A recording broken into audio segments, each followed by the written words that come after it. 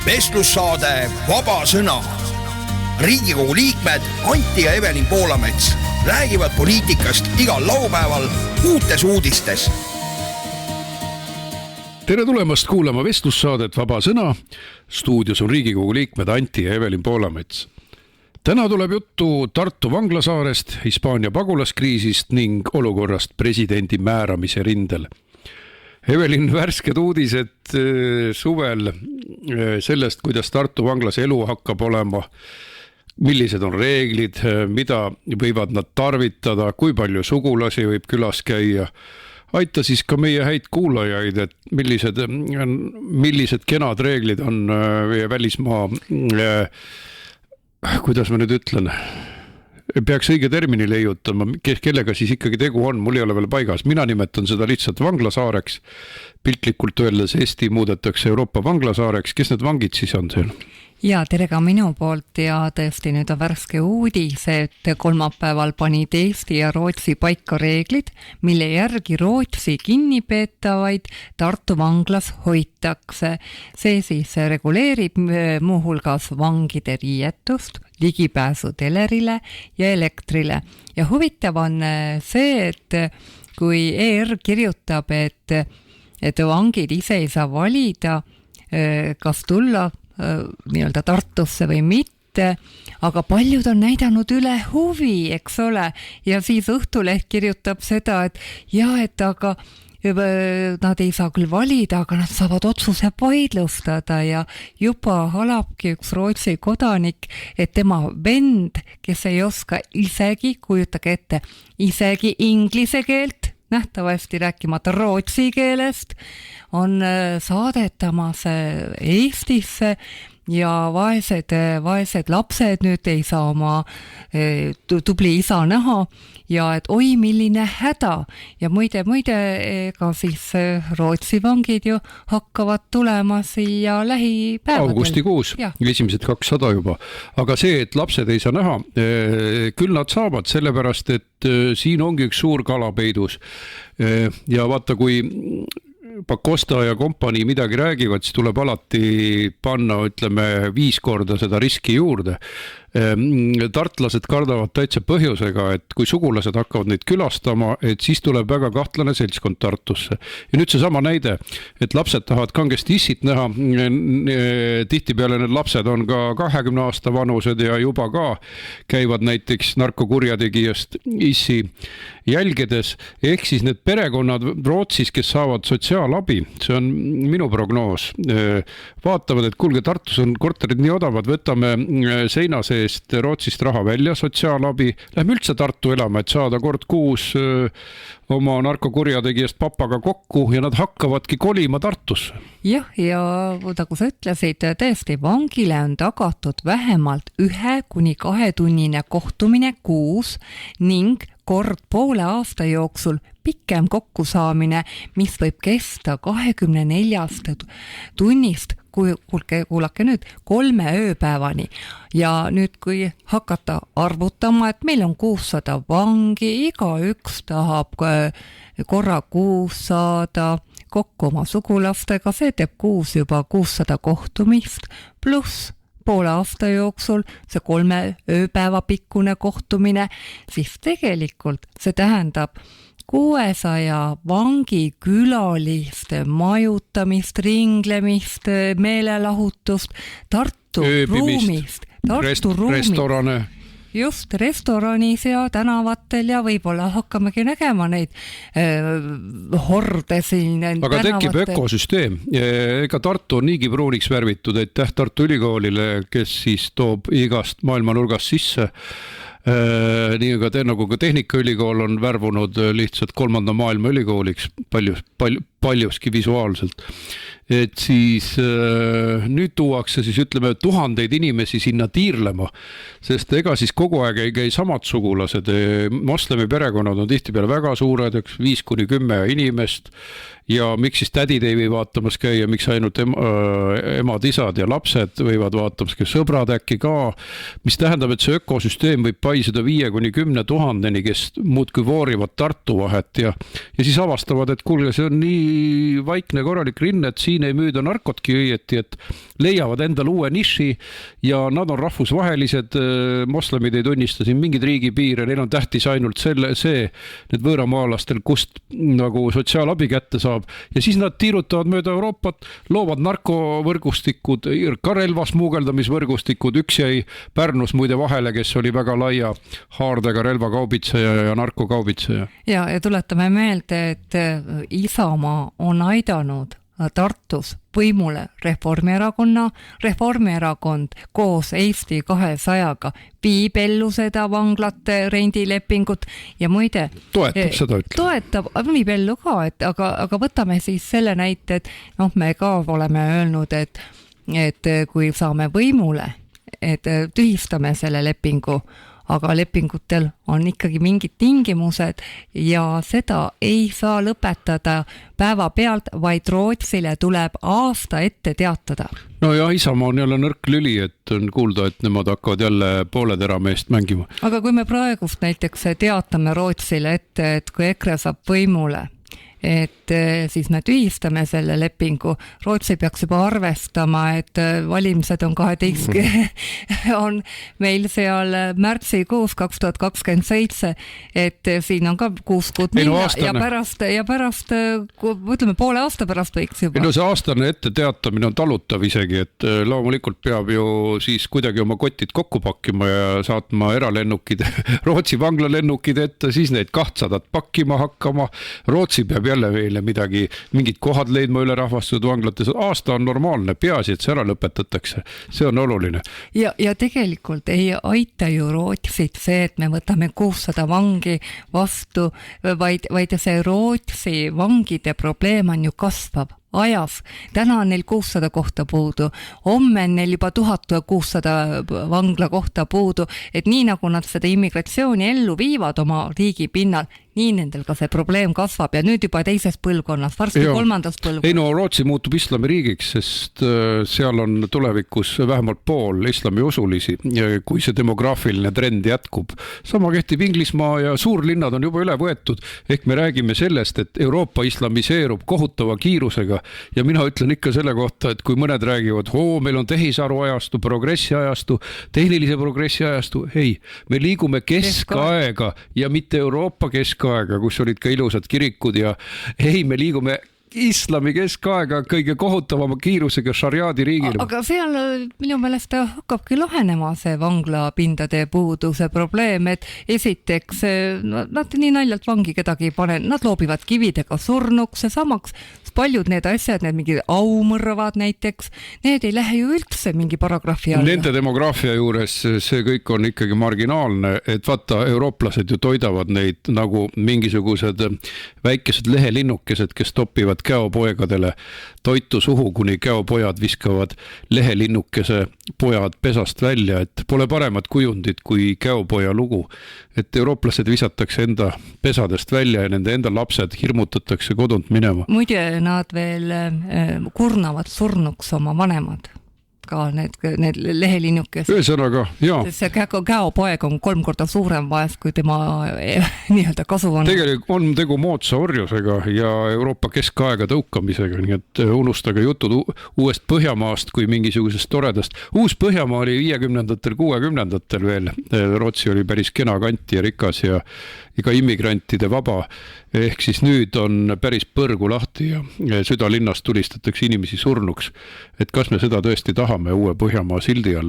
Aga ma tahaksin veel korraks nende olmeliste detailide juurde minna, et küll käis kaklus, et millist mokatubakat nad võivad kasutada ja öeldi, et muidugi võidakse kasutada ja siis nad peavad Rootsi vanglariietes käima, et siis täiesti istutatakse võõra riigi reeglid sinu riiki ja ma ütlen, et toimubki vaikselt spetsialiseerumine, et kui me seda ära ei peata, siis arvestades seda, mida sa ütlesid, et Euroopas läheb olukord aina hullemaks islamiga, siis öeldaksegi, et kuulge, pange Viru vanglasse, pange Tallinna vanglasse ka, et iseeneslikult tekiks see, et meie spetsialiseerume vanglatele ja islami prügikastiks olemisel. Ja, et kui meie vanglates on keelatud nikotiini tooted, siis nüüd kompromissina saavad osta Rootsi vangitee poest nikotiinipatju ja plaastreid ja muide, pärast seda, kui Rootsi vangidele tehti neid leevendusi, laieneb hiljemalt, kuulake nüüd, kadripäevaks ka Eesti vangidele see võimalus nikotiinipatju soetada, et väga huvitavalt ER vahendab seda uudist, et teate, et Eesti vangidele laieneb ka see võimalus hiljemalt kadripäevaks, nii et head vangid, oodake kadripäeva, saate kadripäeva tantsu tantsida ja nikotiini padjakesi muidugi, muidu oli suitsetamine keelatud, nüüd on siis lubatud nikotiinipatjade näol. Aga veel üks kõhedust tekitav info oli see, et 6 miljonit on juba eraldatud selleks, et nende terviseprobleeme lahendada, ehk siis juba maru kasulik pidi olema see kõik ja juba 6 miljonit kaob nagu musta auku. Et see pidi Eestile tegelikult olema mingi, ütleme, superkasulik projekt, inimesed saavad tööd, Rootsi maksab, pangid on kinni, kõik on super ja nüüd tuleb välja, et juba on vaja, muide, ka veel see teema, mitte ainult tervishoidu ei ole vaja 6 miljonit lisaraha, vaid juba ligi miljon pandi ka hakkama selleks, et kohandada neid vanglaruume Rootsi vangidele, no ma ei tea, mis see siis tehti, maaliti neid islami sümboleid seina peale või mida. Meil on tegelikult nii suur oht massi sisserände osas, et Tartu vangla oleks võinud olla just see nagu tagavara koht, et juhul kui peaks midagi juhtima, sest nüüd me näeme, et juba sadade kaupa leitakse Eestist üle Läti piiri tulnud immigrante. Vahel on ju vaja nädalaks neid kinni panna, kuni otsida neile koht, kuhu edasi viia. Praegu on pidevalt see probleem, et pole ju kuskile panna ja see asi võib ainult hullemaks minna. Võib juhtuda ka, et Venemaal tekib piiride maha jooksmine ühel päeval, kui Venemaa satub sisesegadusse. Meil on neid tagavara hoiukohti vaja inimestele. See on nagu naeruväärne, et me kuuleme, et illegaalsed piiriületajad püütakse kinni kuskil Nõmme linnaosas, kuskilt, ma ei tea, kuskilt Tartust või, et halloo, kas meie piir on nüüd Nõmme linnaosas või? Miks nad seal püütakse kinni? Sellepärast, et Ikla piiripunktis on kohvik, tore kohvik piiripunkti asemel. Vanem oli seal 10 aastat tagasi kohutav hulk viinakaste, mida siis viinaralli käigus tassiti, et see on siis sümboolselt Eesti piir, see, mille üle me kunagi nii uhked olime. Aga Evelin, me lähemegi kohe edasi Hispaania pagulaskriisi juurde pärast väikest pausi. Vestlussaade Vaba sõna. Vaata lisa uueduudised.ee. Oleme stuudios tagasi, Riigikogu liikmed Anti ja Evelin Poolamets räägivad poliitikast ja elust. Jah, Evelin, need tohutult dramaatilised pildid Ceutast ehk Hispaania enklaavist teisel pool Gibraltarit olid ikka masendavad küll, et meenutavad 2015-16 aasta pagulaskriisi. Mäletad ikka, kuidas 10 000-lised kolonnid lihtsalt marssisid mööda Euroopat, piire poleks nagu olnudki. Ja kui vaadata, kuidas nad ju käituvad, kuidas nad lõhuvad, loobivad kohalike kividega, et tegelikult jääb mulje, et sul on nagu mingi sõjavägi peale saadetud vallutajad, relvi neil ei ole, aga milleks sul relva, kui ka kohalikel relvi ei ole, piisab ju kivist või mingist puupulgast, et annad vastu pead ja võtad ratta ära näiteks. Ja kohalikud on võtnud seal nagu korra valvamise enda kätte, kuigi toodi ka sõjavägi sisse olude sunnil. Mõtle, kui seal enklaavis on üldse 60 000 elanikku ja tuleb 60 000 sisse, siis on ju kohutav. Nad rüüstasid maju, olukord oli täiesti vapustav, aga siis kohalikud, kuna riik neid ei kaitse, võtsid siis patrullimise juba enda kätte, et nii hakkab tulevikus Euroopas mujal ka juhtuma, et tuleb rahva omakaitse ja midagi ei ole teha. Ja, et ma ei tea, kas ma jäin vaatama ühte videot kauemalt, kuidas need immigrandid või näha on, et aafriklased kohalike pensionäre treppidest alla lükkavad ja kuidas nad nii-öelda mööda minnes löövad naisele rusikaga näkku, et naine kukub selili maha. Et mina kujutan ette, kui sellised asjad nüüd ka lõpuks Eestisse jõuavad, sa peadki olema relvastatud või kui sa ise, pensionär, sa ise ei suuda ennast ka relvaga kaitsta, sul peavad saatjad olema. Otse loomulikult, et Euroopa viiakse sellisesse kriisi, ehk ta tegelikult ongi kriisis, et meil lihtsalt peavoolu siis desinformatsioonikanalid, kes miskipärast ajakirjanduseks nimetavad, lihtsalt ei kajasta seda, mis Saksamaa raudteejaamades toimub. Mõelgi inimesed saavad pidevalt nuga oma enda raudteejaamades. Tundub, et seal peaks olema automaaturid väljas igal pool, kes valvaksid ronge, busse, kõiki kohti. Ja hiljuti tuli ju välja ka statistika, kus just Suurbritannias on ligi 200 000 tüdrukut alaealist sattunud, ma ei tea, mingi aja jooksul sellise massivägistamise ohvriks, et grupivägistamise ohvriks, et kujutage ette, et lapsed on täiesti kaitsetud. See meenutab mulle juba seda, kuidas Punaarmee tungis Saksamaale, siis ikkagi miljoneid saksa naisi vägistati, et tõelised elajad saabusid, kes laastasid kõik oma teel. Et see oli vallutus, see oli tankidega, see oli sadistlikust Stalini orjariigist tulnult. Ja näed, 21. sajand, mida esitletakse progressi sajandiga, on samasugune. Ei kaitsta oma tütreid, ei kaitsta oma naisi, on sisuliselt nagu orjastamise faas, kus isegi politseil keelatakse uurida neid jõhkraid massivägistamisi Inglismaal, Iirimaal, see ajab lahva lihtsalt nii marru, aga ma ütlen, et see probleemistik ei lähe paremaks, sest ka nii-öelda vaikne imbumine väljaspool seda Ceuta kriisi on miljonite kaupa, miljonid ja miljonid pressivad sisse. Kõik eeslinnad on moslemiseerunud, et kes ikkagi on natukenegi kesklinnast välja läinud Stockholmis, Berliinis, Pariisis, Londonis, need ju näevad, et islamiseerumine on gigantne, mastaapne, kõike hõlmav. Aga kui me nüüd räägimegi sellest, et üks Schengeni liikmesriik ei suuda oma piire valvata, et mis see toob kaasa kogu ülejäänud Schengeni ruumis olevatele riikidele, et Itaalia, Hispaania ju hiljuti andis elamisõiguse ligi 500 000 illegaalile. Ja, legaliseeris nad ära. Sellepärast see kriis mingil määral puhkeski, sest saadi aru, et kui sa pressid ennast uksest sisse või lähed sinna rannale, siis küll need sotsid annavad jälle loa. Hispaania sotsid andsid 500 000 elamisload, neist saavad sotside valijad. Siis oli sellega seotud Hispaania ülemkohtu otsus, oli 1 päev või 2 päeva enne siis seda massilist rünnakut Ceutale. Nimelt siis ülemkohus ütles, et meritsi tulnud immigrandid, neid peab hakkama nagu menetlema, neid ei saa automaatselt tagasi saata. Ja muidugi käis see täielikus sünkroonis sellega, et toimus tohutu rünnak. See tähendas, et Maroko riigivõimud olid selle korraldamisega seotud, veeti autodega inimesi piiridele, inimkaubitsejad olid stardiks valmis, võtsid raha. Ühesõnaga, see oli äärmiselt organiseeritud, teistpidi see kaos oli organiseeritud, sest Maroko vihkab ka Hispaaniat sellepärast, et tal on juba keskajas saadik need Gibraltari väina kontrollimise enklaavid, eks.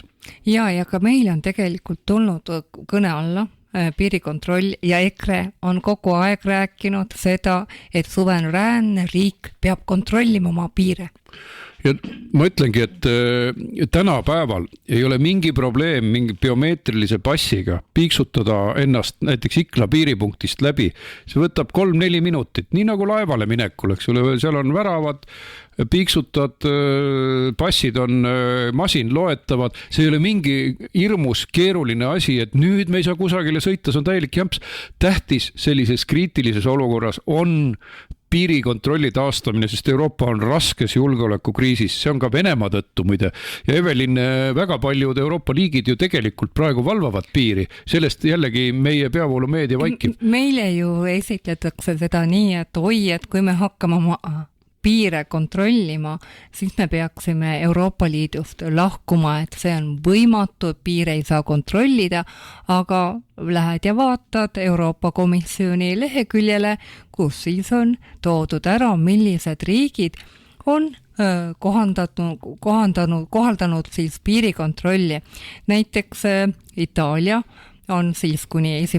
septembrini kehtestanud piirikontrolli ja põhjuseks on siis oht avalikule korrale ja samas ka seoses hiljutiste sündmustega Hispaania autonoomses linnas Ceutas, et väga lihtne öeldakse, et probleem on, lahendame või võtame siis järgmine riik, Austria, mis toob siis põhjuseks Balkani rändeteedel olemine ja inimsmuugeldamise ja samas lisavad sinna ka Ukraina sõja, sest meie võiksime praegu otsekohe kehtestada 6 kuuks Ikla ja teistes piiripunktides valve, kuna on seesama Lätist tulnud migrantide mass, aga kes seda ei taha? Igor Taro ütleb, ei mingil juhul, seda me ei tee. Kristjan Michal ka, et see kahjustab Eesti huve. Et Euroopa Liidu suurim väärtus läheb kaduma, et üle piiride täiesti sirgelt kõndimine, vaat see on nende suurim väärtus, nii nagu massiimmigratsioon, nii nagu multikulti, et täiesti süüdimatud tegelased, kes lasevad, kes ei nõustu isegi kriisi ajal piiriputkat püsti panema. Ja ongi nii, et siis Austria on siis kehtestanud piirikontrolli maismaa ja jõepiiril Slovakkiaga ja maismaa piiril Tšehhi, Ungari ja Sloveeniaga. Ma lähen edasi, näiteks Norra, kes kuulub ka Schengeni alasse, temal on kirja pandud Vene oht, mille tõttu ta on siis pannud piirikontrolli peale, nad ütlevad Vene julgeolekuteenistuste sabotaaži oht, eriti energiasektorile ja samuti siis muretsevad ka nende piiride maha jooksmise pärast erinevates riikides ja Saksamaal endal on märtsist kuni siis septembrini 6 kuuks piirikontroll taastatud Austria, Taani, Hollandi, Šveitsi, Tšehhiga, mastaapne piirikontroll, ainult meil ei tohi teha. Ja muide ka Poola kontrollib siis maismaa piiri Saksamaa ja Leeduga ja Norral on piirikontroll, Rootsil isegi on kontroll maismaa piiril Taaniga ja kusjuures seda piirikontrolli, ajutist piirikontrolli saab siis pikendada kuni 2 aastani. Ma vaatan, et Itaalia vähe sellest, et kehtestas piirikontrolli Hispaaniaga, on Itaalial juba juunikuust tegelikult, kuni selle aasta peaaegu lõpuni kontroll siis Sloveeniaga maismaa piiril. Ja väga lihtne oleks seda kontrolli sisse seada. Vaadake Tallinna sadamat või lennujaama, kui kiiresti seal kõik käib. Et vaadatakse, et oma inimene lastakse kähku üle, seal on ju vastavad järjekorrad. Kui on tumedam tubakas, siis vaadatakse, et kas on äkki kahtlane immigrant, kas on Soome somaallane või on just üle Läti piiri tulnud somaallane, et neid saaks uurida, kontrollida, ehk ega siis ei pea olema vahitornidega see piir.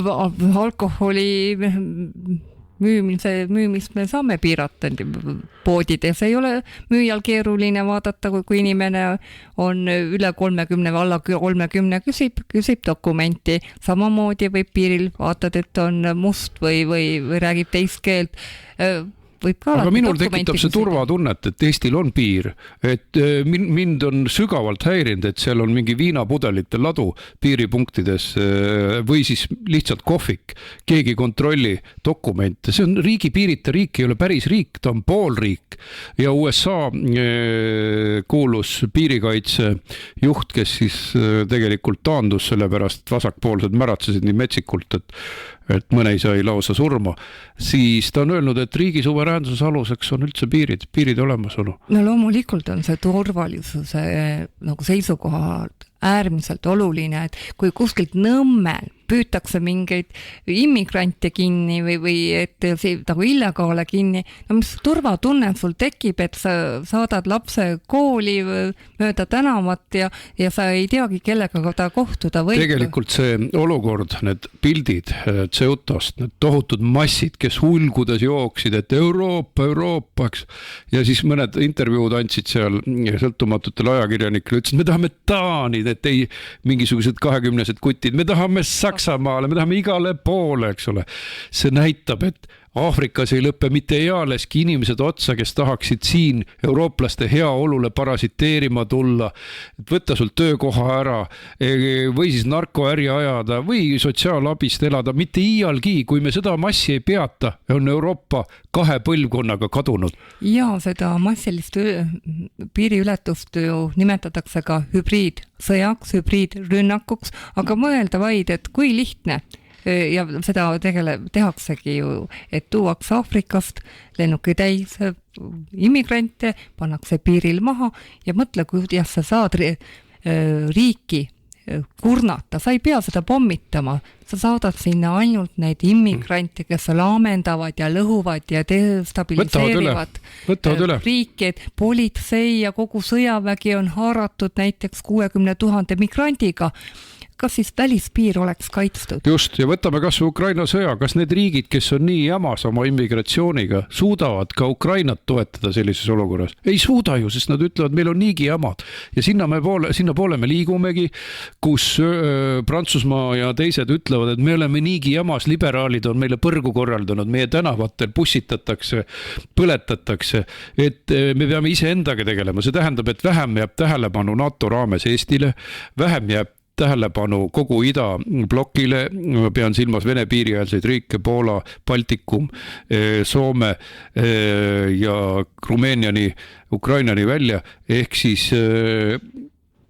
nii kaua, kui riigid virelevad oma sisekonfliktides, on nad välispoliitiliselt palju nõrgemad. See isegi kehtib USA kohta, sest Trumpi oli vaja selle jaoks, et peatada 10 miljonite illegaalide ründamine, sest Ladina-Ameerikas ei saa ka vaesed mitte iialgi otsa, nad lihtsalt rüüstavad USA ära sõna otseses mõttes ja kui me Schengenit ei taasta võimalikult kiiresti, siis läheb laev põhja ja seda võib võrrelda veekindlate vaheseintega, et kui ikkagi välistekkidelt juba tuleb vett sisse, siis ikkagi laeval pannakse veekindlad tõkked peale ja laev ei lähegi põhja ja niimoodi mõjuksid ka rahvusriikide vahelised piirikontrollid, et kogu see metsik mass, olgu Türgist, Süüriast, Türgi kaudu või Süüriast või Aafrikast, peetakse ikkagi kuskil kinni ja keelduda tuleb ka sellest jagamisprotsessist. Ja nüüd see vale, et Ceutas kõik läksid tagasi, see on ju vale, sest praegu sõltumatud ajakirjanikud näitavad, kuidas nad seal mägedes konutavad ja paljud tuhanded saavad ilmselt asüüli. Ehk siis Euroopas on ju Trooja hobune, et kõige hullemad on sotsiaaldemokraadid, sest need on lausa hullunud maaletoojad, aga liberaalid tegelevad sellega kõik, et ja siis poolkonservatiivid lasevad ju ka immigrandid sisse Inglismaa näitel. No praegust püütakse ju ka seda Ceuta probleemi pisendada, öeldes, et kuulge, aga see ei ole ju mandril, see on seal Aafrikas, et seal on terve meri vahel, aga kuulge, Hispaania on Hispaania, et kui see inimene on saanud asüüli, kui neil on veel selline tore sotsiaaldemokraadist või lausa kommunistist. Pedro Sánchez, tõeline immigrantide maaletooja, 500 miljonit. Kusjuures see ei ole Hispaania probleem, sest Schengen on ju vaba, nad narkokurjategijad või kõrilõikajad leiavad just Põhja-Euroopast, et siin on palju tööd veel tegemata, et narkovõrgustikud ei ole üles ehitatud, kriminaalseid klanne on liiga vähe, ega siis loodus tühja kohta ei salli, kõik see ujub siia poole ka.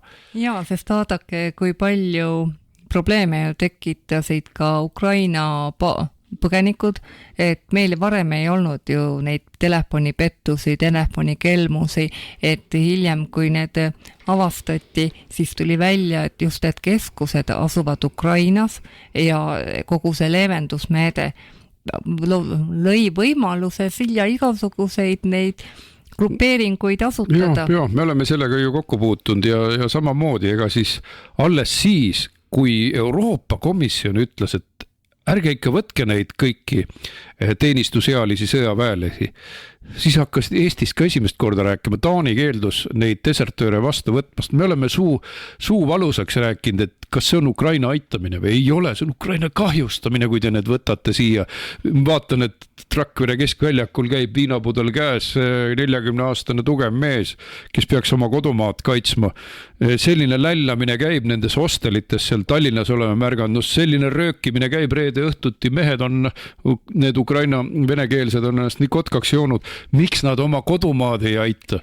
See jääbki nagu kummaline tunne sellest, et miks nagu kahjustatakse Ukrainat, kui seda enam, et Ukraina on öelnud, et desertööre tahetakse rindele saata ja siis tulevad meil need lumehelbekesed, kes räägivad, et ei, et inimene ei pea sõdima, kui ta ei taha, aga no kuulge, kes siis sõdib, kui mitte keegi ei taha sõdida peale Venemaa, et anname siis, kingime ära selle riigi. Ja ei saada ka sellest aru, et see on inimkaubitsejate paradiis, kui Schengeni süsteem võimaldab üle Euroopa sõita. Ja kui sul on reeturid võimul, igasugused sotsid, eks ole, või Soomes on loota, et igasugused sotsiaaldemokraadid võtavad järgmine aasta võimu, siis algab massiline sissetung jälle. Ehk siis võtame kas või värske uudise, et Soome piirivalve ütles, et Soome tuuakse Lätist rongidega, isegi Lätist lennukiga Eesti kaudu merd mööda, ehk see on miljardi äri maffiale ja inimkaubitsejatele. Isegi mingisugused lapsemeelseid eestlasi on värvatud selleks, et sõida autoga ette, võtta inimesed peale, alles oli selline uudis, et meil sisuliselt lastakse üüratutel maffiakorporatsioonidel teenida miljardeid Aafrikast ja pagan teab, kus pärapõrgust inimeste maale toomisega. See on impotentsus, riigivõimu impotentsus, et sellised tarod tuleb lihtsalt päeva pealt lahti lasta, kuigi meil on vaja kevadeni vastu pidada kuidagi temaga. Aga Evelin, see on karm hoiatus, mis toimumas on ja perussoomalaised on öelnud, et kui sotsid tulevad võimule, siis algab tõeline massiimmigratsioon, et kas te seda tahategi? No kuskil peab see asi lõpuks ära lõppema, et mingi, ütleme, et igasugune probleem saab lõpuks mingi tipu, kus ta murdub või et mis siis tagajärjed on, et kas siis järgneb lõputu kaos ja veel suurem inimohvrite arv või siis saab seda kaost ära hoida? Ja, Evel, pärast väikest pausi räägimegi sellest, kuidas kaost ära hoida. Vestlussaade Vaba sõna. Vaata lisa uueduudised.ee. Oleme stuudios tagasi, Riigikogu liikmed Anti ja Evelin Poolamets räägivad poliitikast. No nii, Evelin, presidendivalimiste rong või on see kaarik või on see mingisugune oburakend ühe väsinud kronuga liigub kuidagi moodi edasi, aga see liikumine on vaevaline ja kummaline ja karikatuurne. Kuidas sina praegust olukorda kirjeldaksid? Ma arvan jah, et tegu on pigem sellise pimesiku mänguga ja nähtavasti ongi probleem, kuna ei ole sellist favoriiti, keda siis kõik toetada tahaksid ja aeg-ajalt loed lausa naljalugusid, kuidas Õnne Pillak arvab, et ka EKRE hakkab üle Madist toetama, siis jälle tekib see küsimus, et mis tablette ta tarvitab, et meil on ju, EKRE-l on ju oma kandidaat olemas, et kuidas saab nii rumal olla või see on mingi spinn, et me sellest räägiksime, aga kui ma nüüd vaatan neid kandidaate ja mõtlen kogu selle eelneva teema peale, et tegelikult on ju Ülle Madise, kes nüüd on vait ja kõik leiavad, et see pole õige, et on vait, kuna tegu on ju õiguskantsleriga, ta peaks oma ametist taanduma, kui ta tahab kandideerida, muidu tal tekib selline huvide konflikt, et tema, kes ta teeb järelevalvet Riigikogu otsuste üle, et korraga peab ta siis nii-öelda oma kontrollitavaid minema manguma ja paluma omale siis toetushääli. Ja minu meelest ei ole õige ka see, et ta on vait. Ütle siis ära, et sa ei kandideeri, aga ta on vait. nii nagu ta alati olulistes olukordades on olnud, ma mäletan, oli veel üks teema siin paar aastat tagasi, teda ei ole kadunud. Mis teema see oli? Ikka Mihkelsoni teema või? Lastega seotud. Vaadake, ta on laste ombudsman ehk laste õiguste kõrgem kaitsja, aga Mihkelsoni juhtumil ta lihtsalt oli vakk. Ta oli vakka, ta on näinud neid pilte, kui hull see on. Et Eestis ei ole naljalt ühtegi ametnikku, kes mingit õudust nähes ütleks, et mul on mõõt täis, ma astun tagasi. Ma keeldun selles mängus osalemast. Neid on üksikuid, aga põhimass mängib kaasa, kõige tähtsam on nende väikene karjäärikene ja sama kehtib Ülle Madise kohta, et tähtis on karjäärikene, kas ta COVID-i ajal tohutute põhiõiguste rüüstamise ja ülesõitmise peale reageeris? Ja ei reageerinud ja see oli ka veel lõpus seik, et kõik siis ootasid, et Ülle Madise peab nüüd paar päeva, siin oli esmaspäeval, pidi puhkuselt tagasi tulema ja siis pidi nagu olukorrale lahendust tulema, et kas ta siis kandideerib või mitte, aga siis Postimehele antud kommentaaris tõdes Madise, et tema käest pole keegi nõusolekut küsinudki. Ja selle minu eelmise mõtte jätkuks, et me räägime mõnes järgmises saates ka sellest, kuidas USA uurimised on viinud selleni, et kuidas menetleti tegelikult siis koroonakriisi ja milline kohutav valede kogum see oli, kaasa arvatud siis nende viiruste võimendamine laborites, kes on USA valitsuslehekülgedel juba olemas, nii et asi on tõsine, see ei ole sugugi kellegi spekulatsioon. Ja siin me toomegi näite, et meie ustavad jüngrid ju surusid alati igasugust kriitikat tagasi, toetasid põhiõiguste piiramist kõigi vahenditega. Ja Ülle Madise on ju valitud Reformierakonna poolt, et tegelikult kes valimispettuse läbi viib, piltlikult öeldes, kes korraldab mingisuguse afääri, olgu see Prigožini afäär, olgu see Stroomiranna afäär, olgu see mingi suvaline pettus, mis on siin ajast aega olnud või mingi teesklemine, R-hooldus, see valib ka endale ustavad õiguskaitsjad, sellepärast Eestis ei toimi korralikult võimude lahusus. Reform nimetab riigikohtunikud, kes pilastavad abielu. Reform nimetab Riigikogu kaudu õiguskantsleri, kes on vait. Ülle Madise peamine funktsioon on olla vait, lasta Reformierakonnal teha mida vaja, natukene siis natukene torkida hästi õrnakeselt. Sisuliselt on tegu ustava inimesega, nii nagu Karis oli täiesti ustav Reformierakonna inimene, tema poeg tassis isegi seda ämmakapi raha reformile, aga piisas paarist lausest, mis ei sobinud ja ta lendas maanteekraavi jalahoopidega. Jah, et nähtavasti oli juba valmis vaadatud Karisele asendaja Ülle Madise näol ja Kristina Kallas on siis tulnud oma rehkendusega välja. Ehk see tähendab seda, et on kokku lugenud kõik Riigikogust võimalikud saadavad hääled. Tuletan kuulajatele meelde, selleks, et president valitakse ära Riigikogus, on vaja tal 68 poolt häält. Ja vahest elu on kummaline lõpus ja tuleb välja, et Ülle Madisel on Riigikogus 67 toetushäält ehk siis 3 erakonna peale Eesti 200, Reformierakond ja sotsid ja tegelikult on neil siis 63 kokku ja siis mõned aknaalused ka, et jääbki justkui nagu üks hääl puudu. Aga äraostetavaid on ju seal Riigikogus palju, nii et vaatame, kas keegi laseb ennast ära osta. Selle nimel lähevad hammasrattad tööle. Igal juhul Lehtme partei, kelle toetus on 1.